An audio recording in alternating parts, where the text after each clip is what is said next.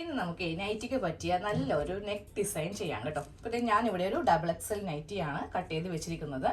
ഇതിന് പറ്റിയ ഒരു നെക്കാണ് നമ്മൾ ചെയ്യാൻ പോകുന്നത് കേട്ടോ. അതിനായിട്ട് ക്യാൻവാസിൻ്റെ ഒരു ഷീറ്റ് എടുത്തിട്ട് രണ്ടായിട്ട് ഇങ്ങനെ ഒന്ന് മടക്കി കൊടുത്തിട്ടുണ്ട്. ഇനി ഇതിന് വേണ്ട അളവൊക്കെ ഒന്ന് മാർക്ക് ചെയ്യാൻ പോവാണ്. ഞാനപ്പോൾ ഇതിന് 3.5 ഇഞ്ച് വീതി കൊടുക്കുന്നുണ്ട്. കാരണം XXL അല്ലേ, അപ്പോൾ കുറച്ച് നെക്കിന് നമ്മൾ വീതി കൂട്ടിയെടുക്കുക, ഇല്ലെങ്കിൽ ഭയങ്കര ഒതുങ്ങി ഇങ്ങനെ പോകും. അപ്പോൾ ഇത്രയും വീതി കൊടുക്കുന്നുണ്ട്. ഇനി താഴത്തേക്ക് നമുക്ക് ലെങ്ത്ത് ഒരു 6 ഇഞ്ച് ലെങ്ത്ത് കൊടുക്കാം. ഷോൾഡർ കൂട്ടി കഴിയുമ്പോൾ അത് 5.5 വന്ന് നിൽക്കും കേട്ടോ. ഇനി ഇവിടെ ഇതുപോലെ ഒരു ബോക്സ് വരച്ചിട്ട് നമ്മളിപ്പോൾ ഒരു യു നെക്കാണ് ഇതിൽ ചെയ്യുന്നത് കേട്ടോ. അത് കഴിഞ്ഞിട്ട് ഞാനൊരു ലേസ് അല്ല, അത് ഇതുപോലത്തെ ഒരു ഇതിന് ലേസ് എന്ന് പറയുമോന്ന് അറിയില്ല കേട്ടോ, ഒരു സിൽവർ കളറിലെ അധികം വീതിയില്ലാത്ത ഇങ്ങനത്തെ ഒരു ഐറ്റം എൻ്റെ കയ്യിലുണ്ട്. എനിക്കിതിൻ്റെ ആക്ച്വലി ഇതിൻ്റെ പേര് അറിയത്തില്ല. ഓക്കെ, അപ്പോൾ ഇതിങ്ങനെയുണ്ട്. ഇത് വെച്ചിട്ടാണ് നമ്മൾ ഡിസൈൻ ചെയ്യാൻ പോകുന്നത്.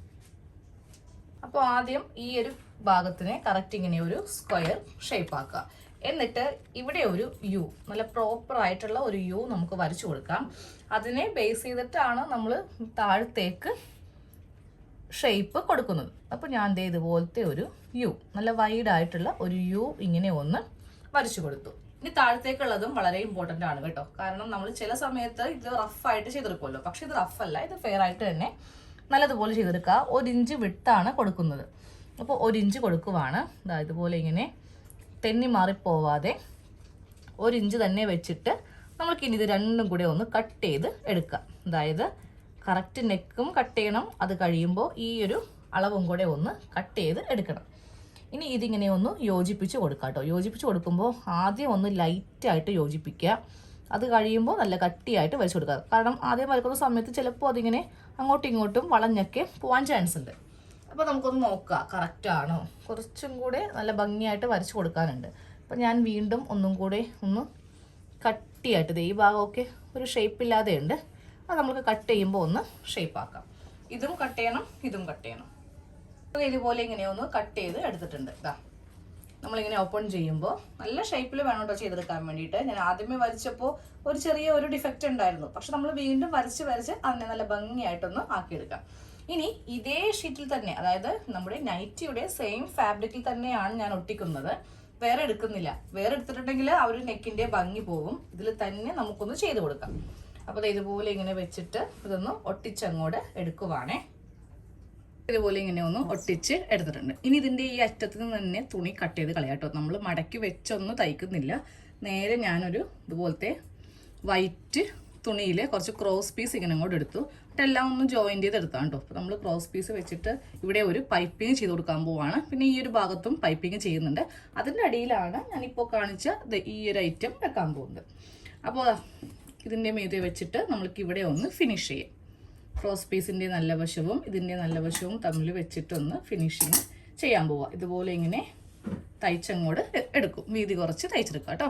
അപ്പോൾ ഇതുപോലെ ഇങ്ങനെ താഴെ ഒന്ന് പൈപ്പിങ് ചെയ്ത് കൊടുത്തിട്ടുണ്ട്. ഇനി നമുക്കിത് നൈറ്റിയുമായിട്ടൊന്ന് ഫിക്സ് ചെയ്ത് കൊടുക്കാം. അപ്പോൾ നേരെ ഇതിങ്ങനെ വെക്കാം. എന്നിട്ട് ഇതുപോലെ ഇങ്ങനെ ഒന്ന് സെൻറ്റർ കട്ട് ചെയ്യാം. അപ്പോൾ ഈ ഒരു ഭാഗത്തും കൂടെ പൈപ്പിങ് വെക്കാമെന്ന് ആദ്യം വിചാരിച്ചു, പിന്നെ അത് ഞാൻ ഉപേക്ഷിച്ചു കേട്ടോ. കാരണം ഞാൻ ഈ നെക്കങ്ങോട് നമ്മുടെ നല്ല തുണിയും ഇതും കൂടി വെച്ചിട്ട് അങ്ങോട്ട് തയ്ച്ചു പോവുകയാണ്.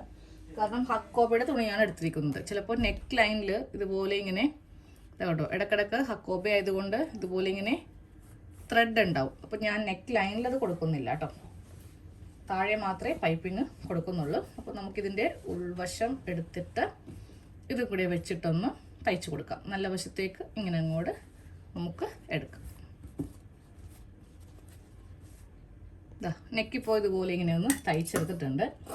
ഇനി ഇത് കട്ട് ചെയ്തിട്ട് നല്ല വശത്തേക്ക് അങ്ങോട്ട് എടുക്കാൻ പോകും.